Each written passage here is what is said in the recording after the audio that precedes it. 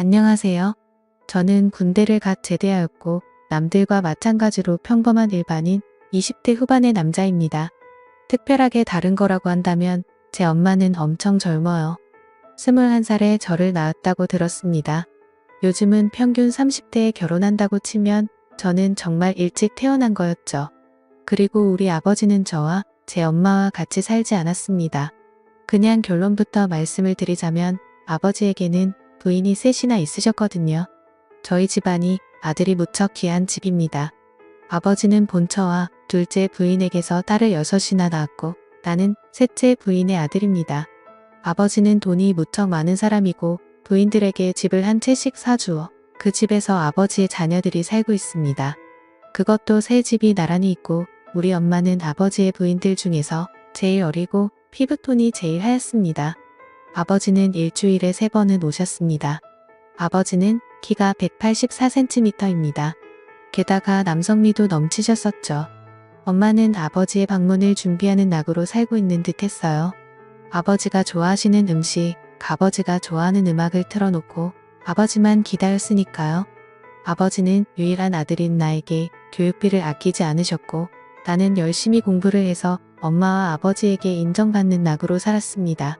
사실 그것은 생존 본능이었어요. 6명의 누나들은 나를 시기했고 미워했습니다. 지나가기만 해도 노려봤어요. 특히 작은 엄마는 나를 안 보이는 곳에서 밀치기도 했습니다. 그런 일을 당했을 때 엄마에게 바로 말하지 않은 것은 아빠를 나눠 가진 큰엄마 작은 엄마의 스트레스를 나도 이해할 수 있었기 때문이었습니다. 할머니는 설에 나에게 가장 많은 세뱃돈을 주셨고 나에게 이 집안의 사업을 이어받을 유일한 장손이라며 계속 열심히 공부하면 많은 것을 물려줄 것이라고 호언장담하셨다.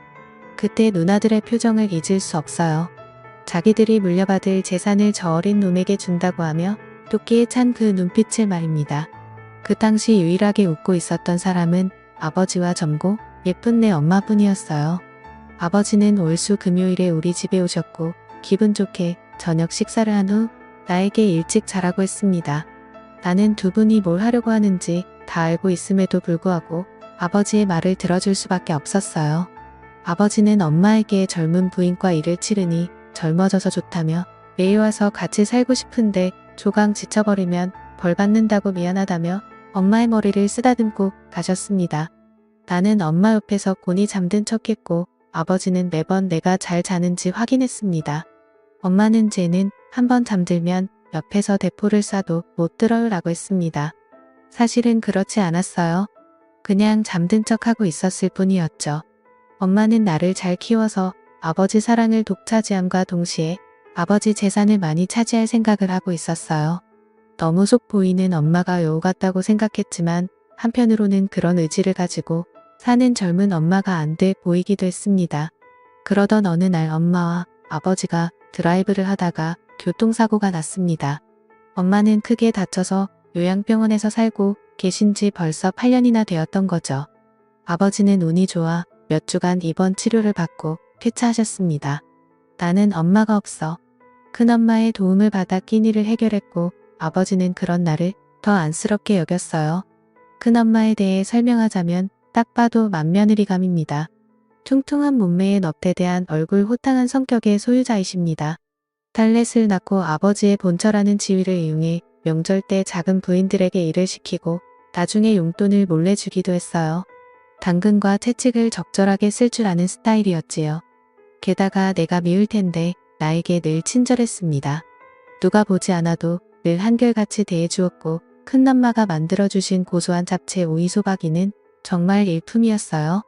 내 존재가 무척 신경 쓰일 텐데 나에게 잘해주시는 큰엄마를 의지하게 되었습니다. 어느 날 엄마에게 면회를 갔다 온 후 차도가 없는 엄마를 생각하며 시무룩한 표정으로 집에 앉아 있는데 큰엄마가 술에 취해 반찬을 들고 오셔. 정씨가 힘내. 내 엄마는 반드시 회복할 거야. 희망을 잃지 마면서 내 등을 두드려 주었어요. 그런 큰엄마의 따뜻한 마음이 느껴져 큰엄마를 부둥켜 안고 울었습니다. 큰엄마는 나를 안아주고 마음껏 울라고 하셨습니다. 나는 그때 대학생이었고 2달 뒤에 군입대를 앞두고 있던 때였습니다. 큰엄마는 그러지 말고 우리 술 마시자고 했고 나는 냉장고에서 막걸리와 안주를 챙겨 나와 식탁에 마주 앉았습니다. 큰엄마를 다시 보니 은근 남자의 마음을 이해해주는 포근한 성격이었어요. 나는 용기를 내서 말했습니다. 큰엄마, 오늘 큰엄마를 꼭 껴안고 자고 싶어요 라고 말입니다. 큰엄마는 엄마 품이 그리운데 엄마는 병원에 누워서 아들도 못 알아보고 있으니 얼마나 속상하니 큰엄마가 안아줄게 같이 자자고 했습니다. 나는 큰엄마의 따뜻한 마음씨에 감동했고 큰엄마 손을 잡고 내 방으로 들어갔어요. 큰엄마는 나를 안아주었고 나는 큰엄마의 가슴에 얼굴을 파묻고 눈을 감았어요. 그런데 큰엄마가 조용히 말을 시작했습니다. 내 아버지는 내가 태어난 이후에 나를 한 번도 안아주지 않았어. 나는 매일 아버지를 기다리는데 내 아버지는 일주일에 3번은 너희 엄마한테 갔고 나머지 3일은 작은 엄마한테 갔지. 딱 하루만 나랑 같이 지냈어. 하지만 방은 따로 쓰고 있어. 남들은 내가 안방만 힘이고 너희 아버지가 죽으면 그 재산이 거의 다 내 것이 될 거라고 하는데 나는 그 말을 믿지 않아. 아버지는 너에게 재산을 몰아줄 거라고 하더라도 그 말이 너무 서운해서 미칠 것 같아. 나를 여자로 바라봐 주지도 않고 재산을 미리 챙겨주지도 않는데 나는 껍데기랑 살고 있는 것 같아. 그렇다고 이 나이에 다른 남자를 찾을 수도 없고 말이야.